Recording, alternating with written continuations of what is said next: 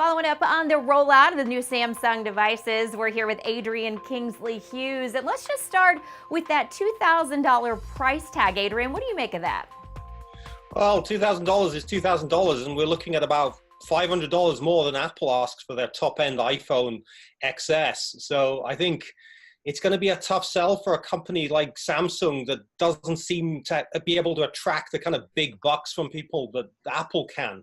But we'll just have to wait and see. All right, and with that price point, Adrian, is Samsung saying or indicating how many they think they will sell, or what do you see here?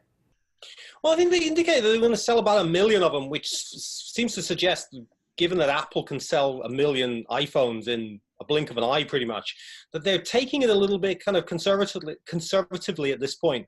That may be that they don't want to end up with a whole bunch of $2,000 smartphones on their hands, or it may be that the foldable display, the yields that they're getting from that aren't kind of where they want it to be, or it may be just that they're just testing the waters and seeing, a developer's going to get interested in this and maybe start developing apps for it, which I think would be the place where foldable phones could have their own niche at that point. If we started seeing apps that took advantage of this switch from being a smartphone to a tablet and back and forth again. Yeah, and it's certainly it's exciting for people, the foldable phone. It definitely raises eyebrows. But do you think that Apple, you mentioned them earlier, do you think that Apple should be worried?